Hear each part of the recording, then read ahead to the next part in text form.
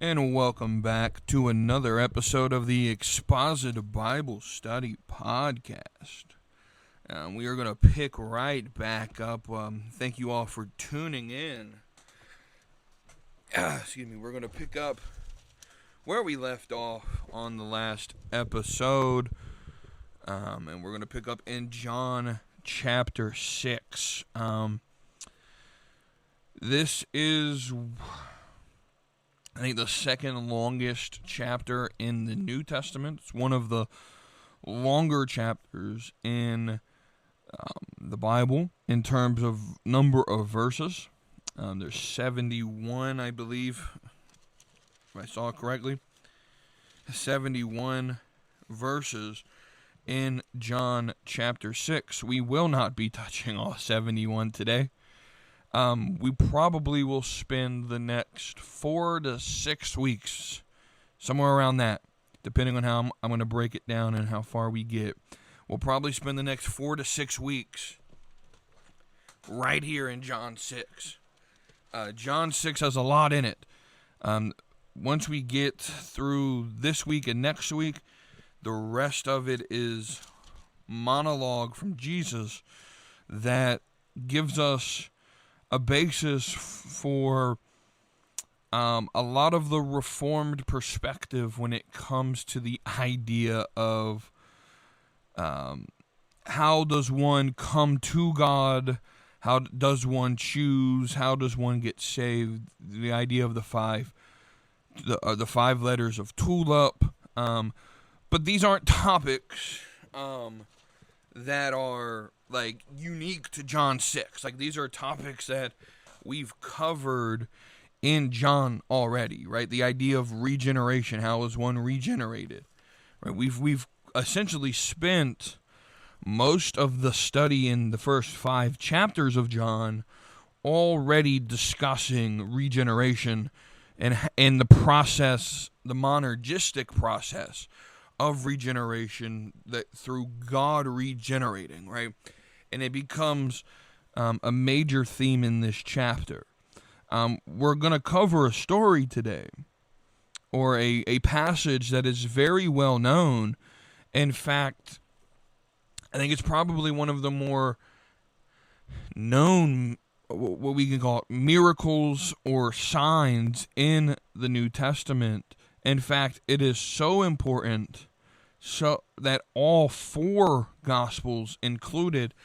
And if you recall back to sort of week 1, the introduction to the Gospel of John, if you recall, I stated that it's very rare for material to be shared across the synoptic Gospels of Matthew, Mark, Luke, and then it's rare for John to use their writings and to include events. Like I think it's about 90% around that of the Gospel of John is unique to John, and this is one of those things that is not unique to John.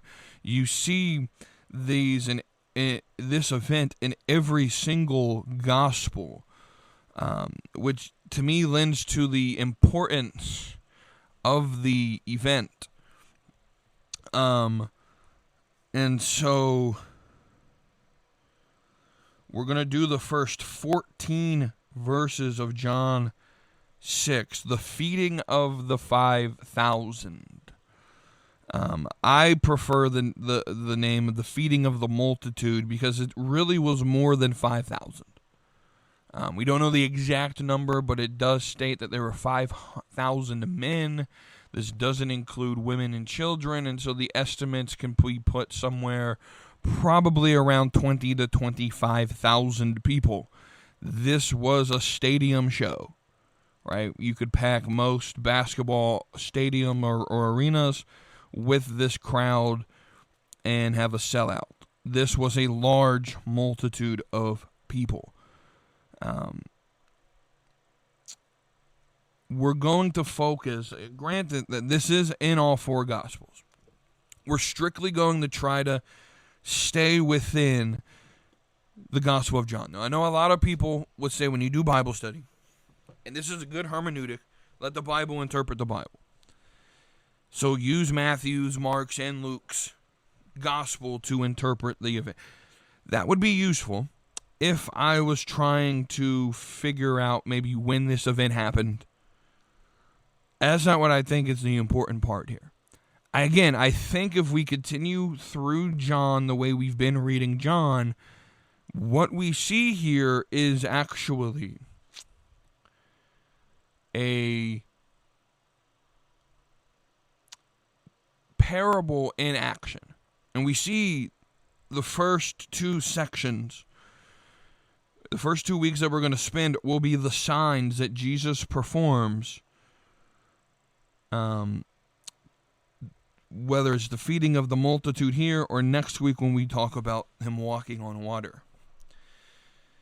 Because what these lead to is then his monologue, his explanation, which continues the pattern that we've seen in the gospel, where a sign is done and then a monologue is then followed.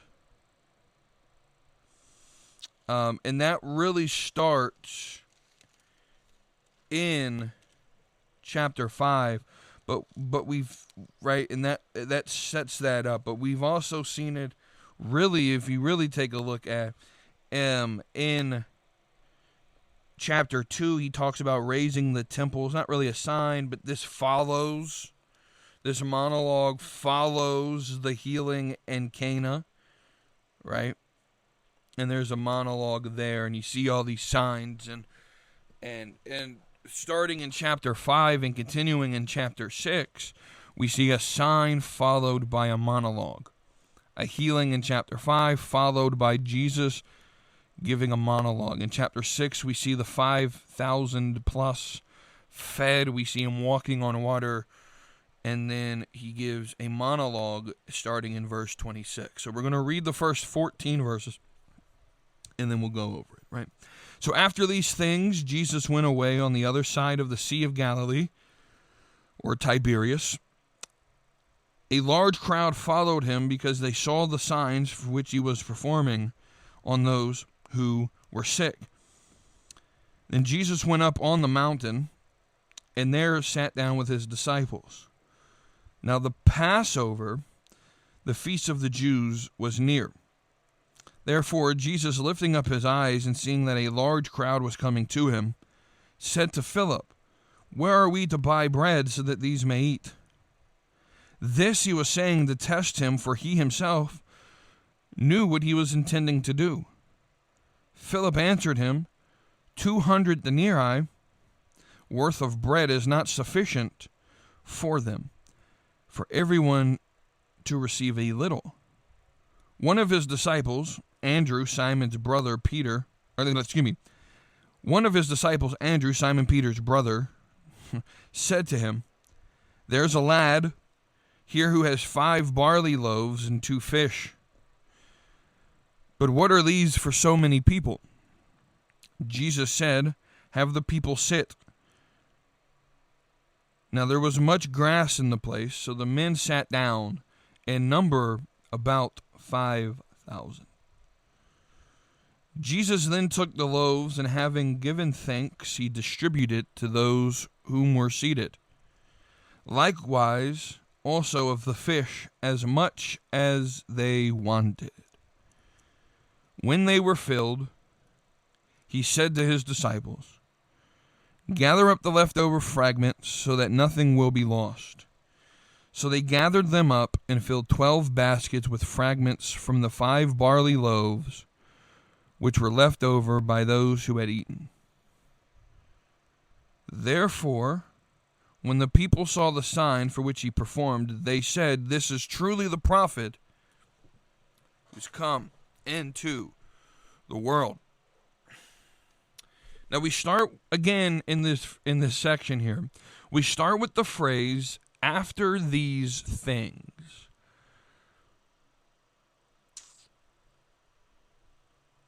Actually, let's back up for a second. Let me pray ourselves in. We read the scripture. Let me pray real quick, and then we'll finish. Lord, we just thank you for this opportunity, Lord, for me to read your word, you explain it to others. I pray, Lord, that I would teach what you have intended through your passage, that you would speak through me, Lord. Give me guidance, and we thank you for that even in the impossible situations, Lord, you are still in control. We praise you for this time. Pray that it would be a blessing to everyone who hears. And I pray this in your name. Amen. Hey, so after these things, we start with this phrase, right?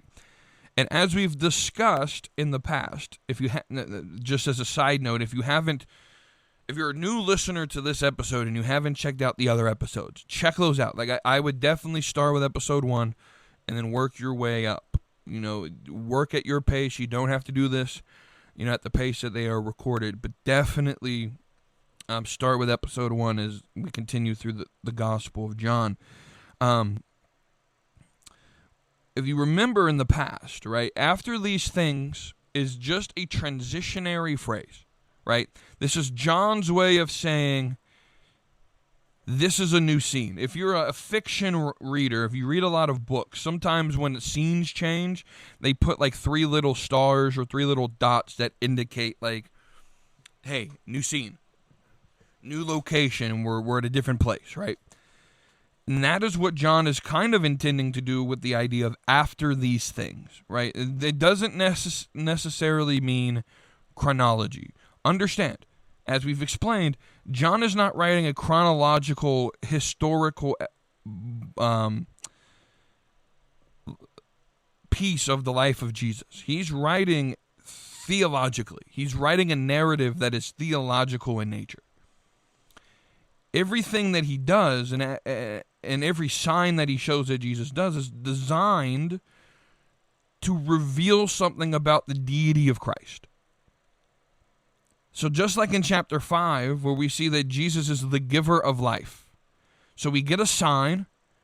We then, we crux at what? Just as the Father gives life, so must I will raise whom he gives me essentially from the dead. Just like I healed him physically, I will raise to life and heal the dead, those that are dead in sin, right? And I'm the giver of life. That is the sort of idea in chapter 5, right?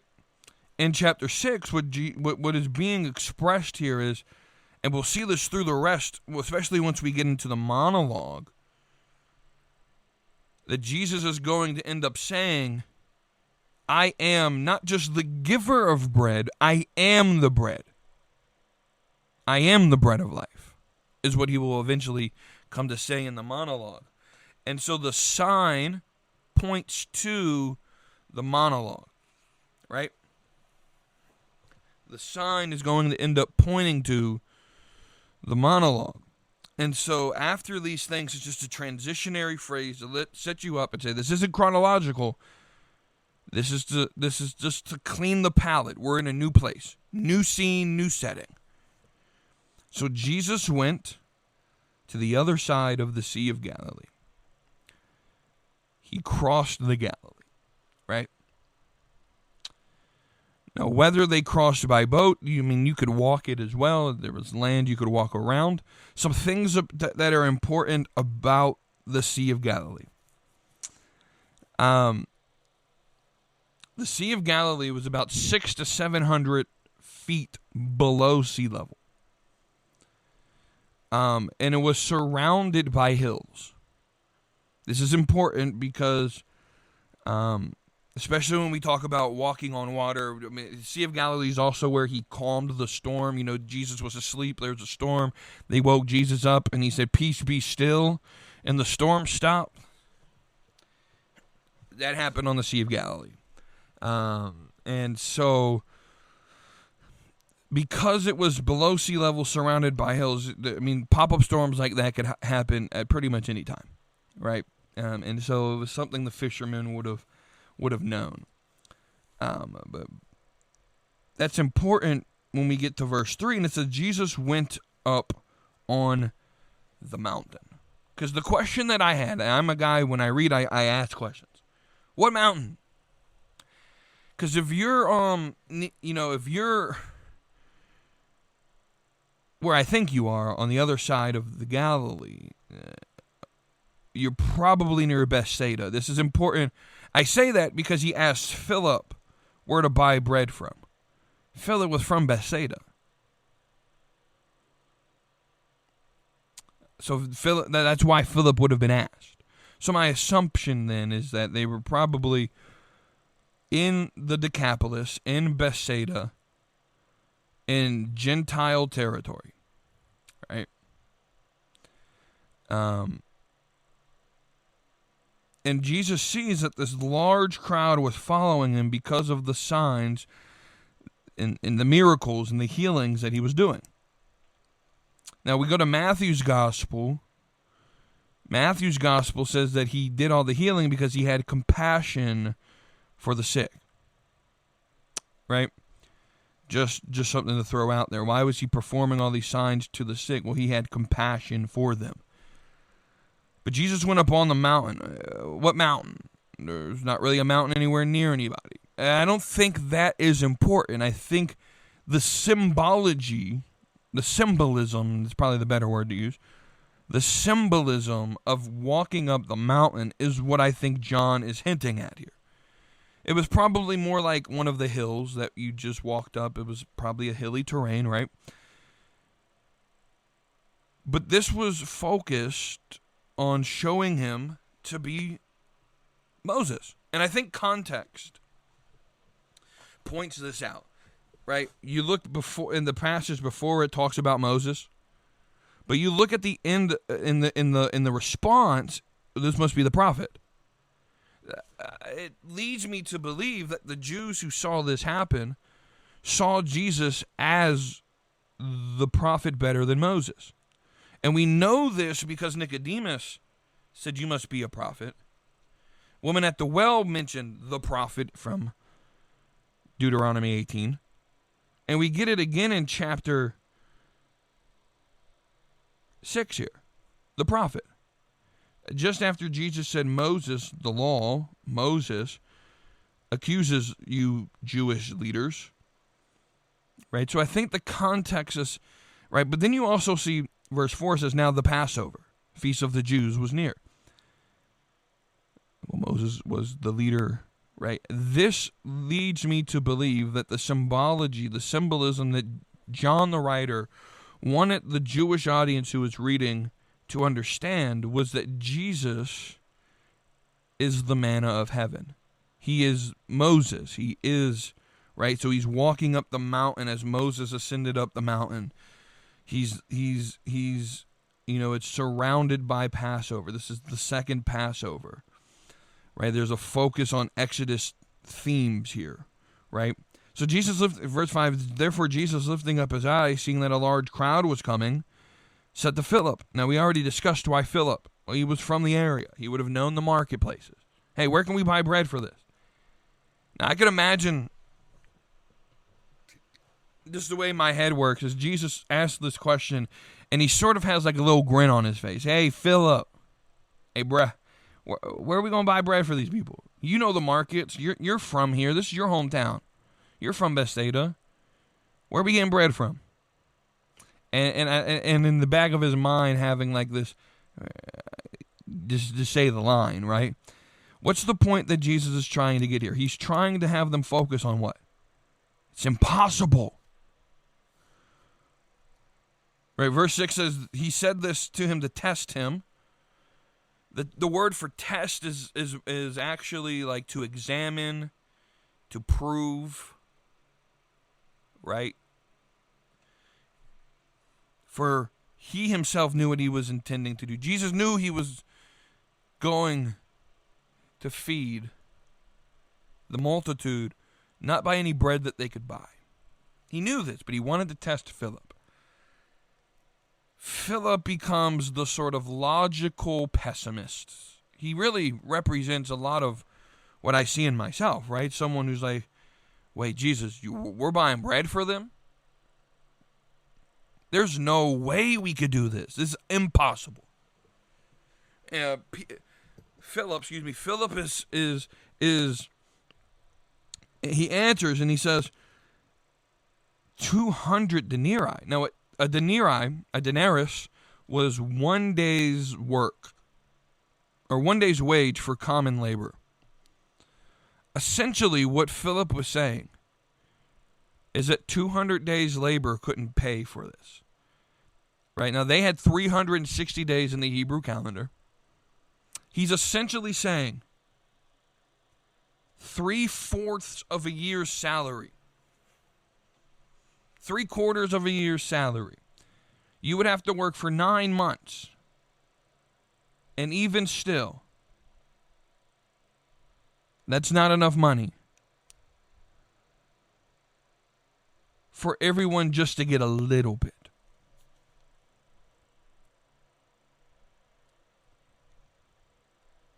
For everyone just to get a little bit.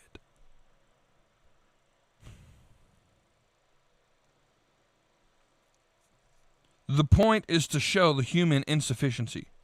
That through human means, this was impossible. Now, in Matthew's gospel, we see this. It looks like it's nighttime, and the disciples are like, we should send them away. We should send them away to go get food. And Jesus is like, no, you feed them. We see here that he asks Philip where to get bread from.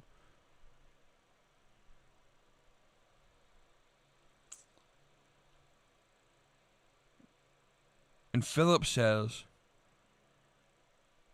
we don't have enough money.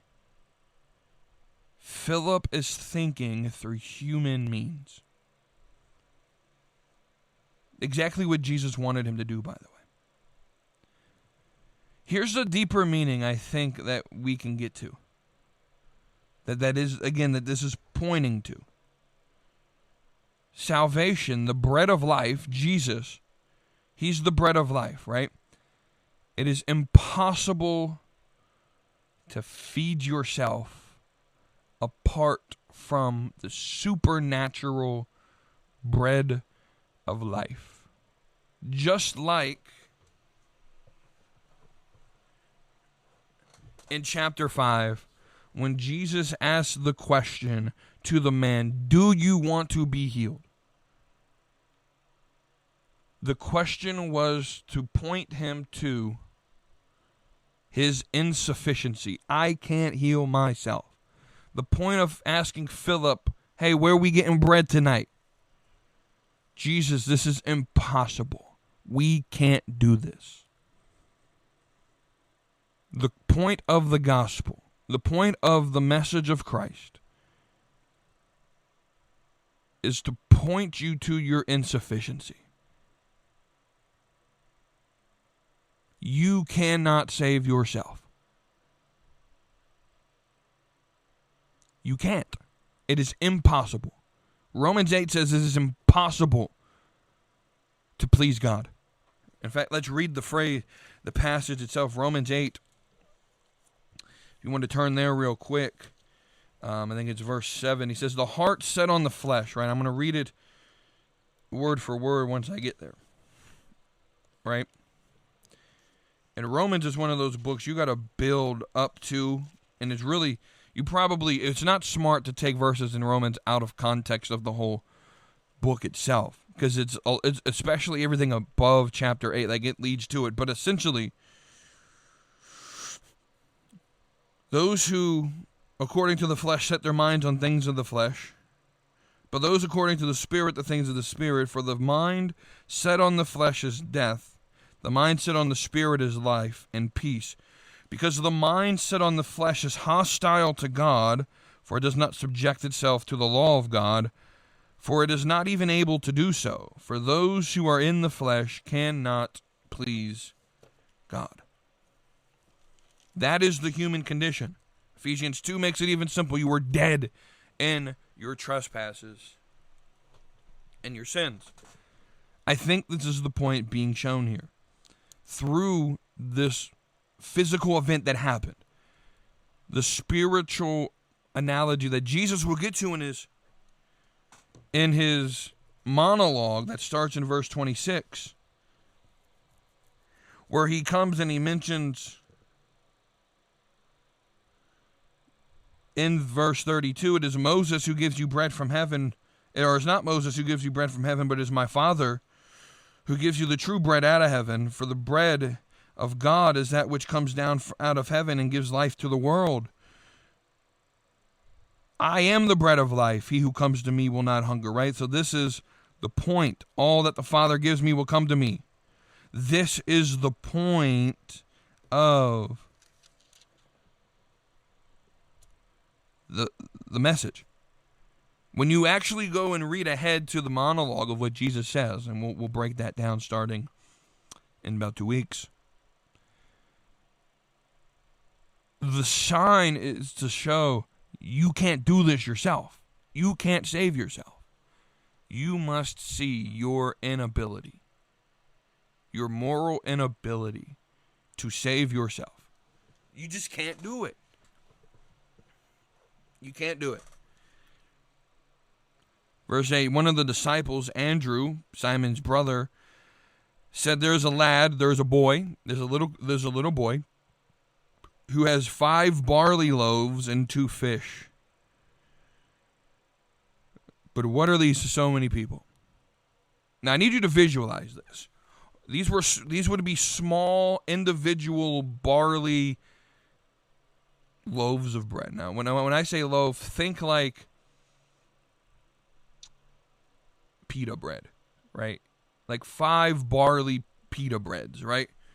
Now barley was for poor people. That was the poor people's bread, right? Now, when you see fish, I don't want you to think like, oh, this man had like 2 giant trouts or carp or no. He had more than likely he had pickled like sardines, like 2 small, easy to eat in one bite. Essentially, he said, hey, there's this boy over here. Let's go take his lunch. Mama packed his bags and sent him to go with Jesus. Let's go take his lunch. He's willing to give it away.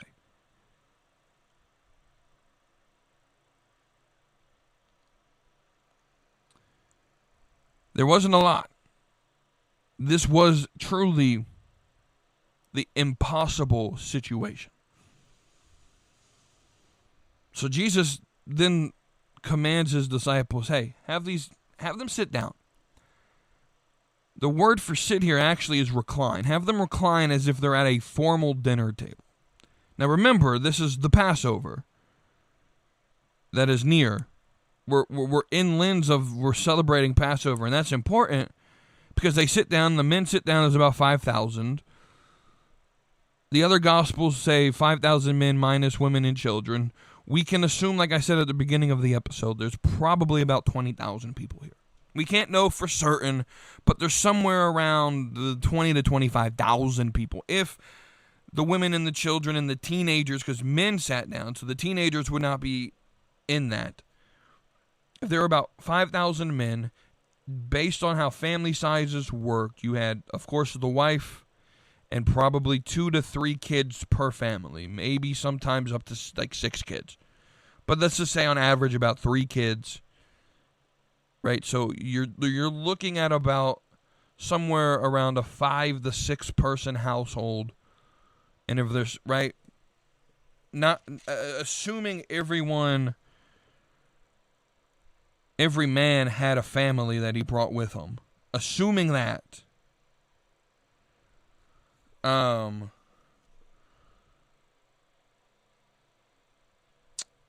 I can find my calculator, if every man had, so if there are 5,000 men, and let's say every man had 4, he had his wife and say 3 kids, so that's 4 other people, right? So you're talking a 5,000, so it should be 5-person household for 5,000 households.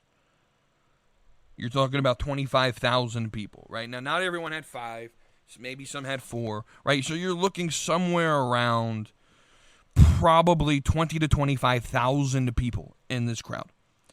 And they're reclining. They said they put them in groups of, the other gospel said they put them in groups of about 50, right? And Jesus takes the loaf. Remember, our focus is the Passover. He takes it, says he's given thanks, and he distributes. The idea here of giving thanks is the Passover. It's the Eucharist. It's actually the word, the Greek word for Eucharist is what's used here. He gives thanks, and he distributes the Passover dinner, essentially, right? Now notice it says, as much as they wanted, and then verse 12 says, when they were filled. So this wasn't like, oh, he gave them a little bit. No. He gave them as much as they wanted. He gave them until they were full. He blessed them. He divided in abundance to the amount of 12 leftover baskets. He says, go gather them so that none will be lost. It's actually the same word used in verse 39. It actually means to perish. In verse 39, he says, this is the will of him who sent me, that all that he has given me I lose nothing, but raise it up on the last day. It's the same word used in verse 39 for loss. That none will be destroyed, that none will perish whom the Father has given me. He says, go pick up the leftovers. Could this be a call? This is just something that I kind of just thought about. Could John chapter 6, verse 12, where Jesus says, go pick up the fragments so none are lost, be a call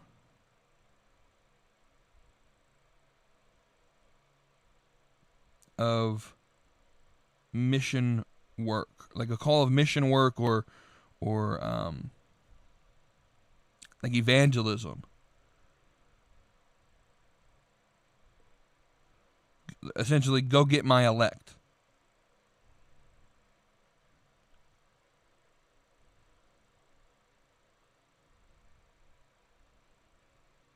And I don't know if that's what it's playing into.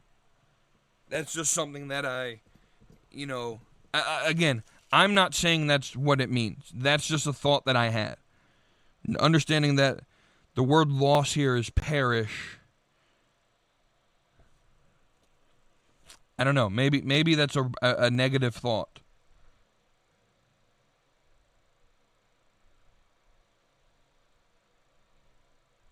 Maybe it's part of the double layer.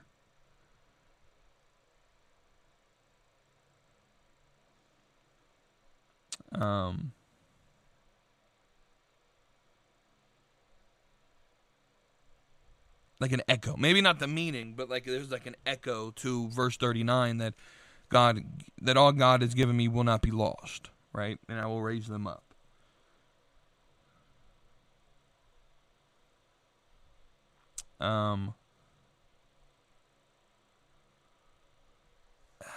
So I don't know. I don't know if that's what's being said. It's just a thought that I had when I read that, right? So they gathered up. There were 12 baskets. Now 12 is Israel, right? But it also is like the number of completion, right? Just as there were 4 witnesses last week, and that was sort of the number of the complete witness, 12 is like the full child. The 12 represents the full nature of God, or the full children, the full people of God. Like there are 12 tribes, 12 disciples. It's the fullness of the people of God, right? And so 12 baskets, I see there's an echo to that.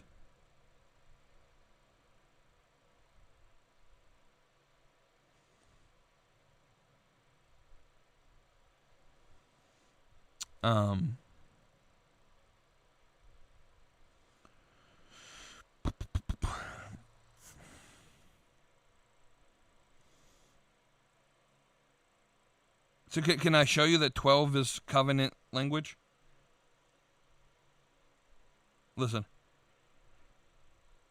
12 is the covenant people of God. Listen to this. There are 12 tribes of Israel, 12 apostles in the new Israel, or the New Testament, right? In the New Jerusalem, there are 12 gates. Revelation 21 and 22 describe 12 foundations, 12 pearls, 12 fruits. Again, John wrote that, by the way. This is definitely Johnine language. Whenever you see 12, you should instinctively think God's complete covenant people. It's not random. Right? Again, John in his writing, he doesn't include details. He doesn't include details that aren't necessary. Right? He could have easily said they picked up such and such amount. Like he picked up some basket, some leftover No. There's 12. Why does he focus on 12? Because it's this leads me again to like, could this be in the spiritual undertone of go gather the leftovers so that nothing is lost. Go get my elect. And they gathered the full people of God. That's the sort of spiritual undertone to the physical event. Right?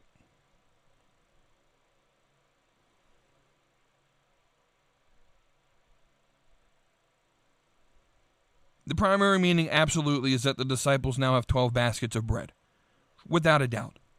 But there is a symbolic meaning that Christ provides enough abundance for the true Israel, which is the covenant people of God.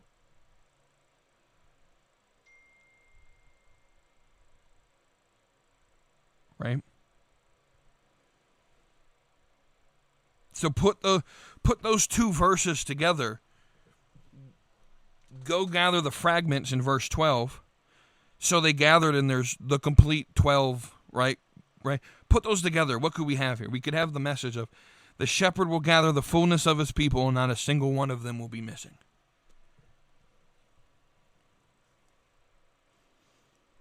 Because John 6 is the chapter on unconditional election, on irresistible grace, of perseverance of the saints, and of the sovereign gathering of the elect. That's what I was trying to explain at the beginning, right? This is the chapter, right? This is the chapter on unconditional election, irresistible grace, perseverance. All that the Father gives me will be saved. I will raise him up. The perseverance of the saints, right? So, could this not be saying, in a spiritual sort of symbolism type of way, symbolically saying, God is the fullness here, right? I've provided for the full nation, now go gather them. It's not a direct meaning.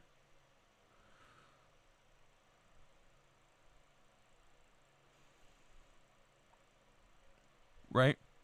That Christ is going to gather his elect through the means in which he is ordained, which is evangelism and preaching and the mission. Right? The symbolism could go like this. Go gather my people, not one of them will be lost. Right? Just go do it.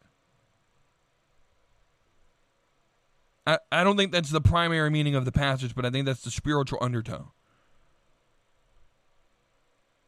Right? It's much more different than the surface level. Because I don't know how many times you all have read this story. I've read this story. I've read John so many times. Just at the surface level. Oh, well, they just had 12 baskets. And that never meant anything to me. But when it looks like, hey, 12 represents God's covenant people. This is the fullness of people that were collected here. And then you realize that the word lost is the same that's used in verse 39. This is the will of him who sent me, that all that he has given me I may lose none, and raise up on the last day. Right? Then he says, I am the bread of heaven. Like all of this points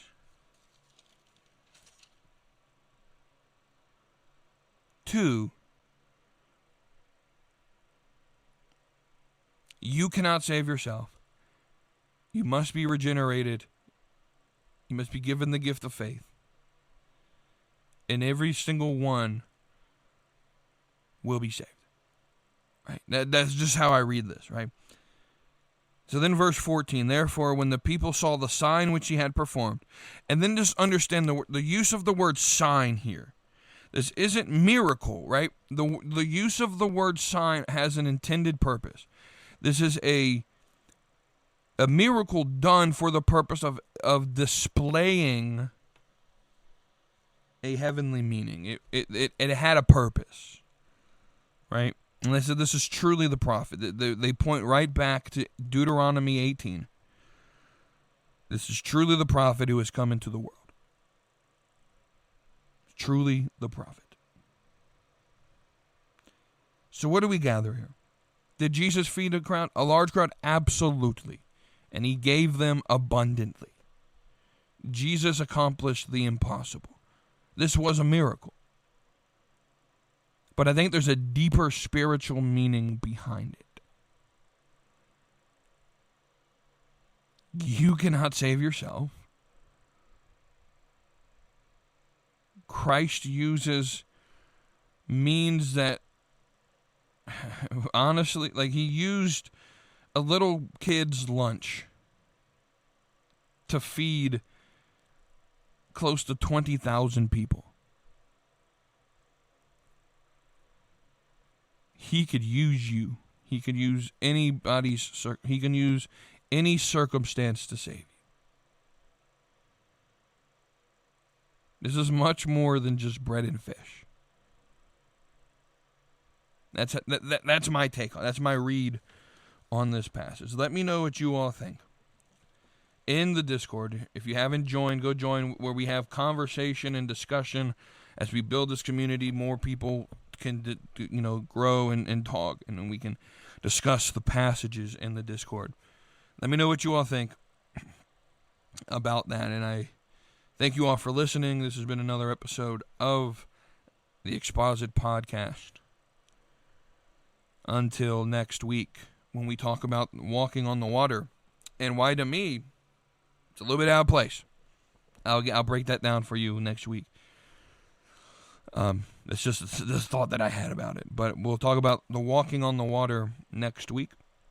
And until then, I hope you guys have a great week next week. A good weekend. And I hope this was beneficial. And I will see you all on the next episode.